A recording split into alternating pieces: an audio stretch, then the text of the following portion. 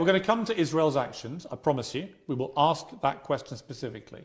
But in terms of what Hamas did on October the 7th, do you accept that was an act of terrorism?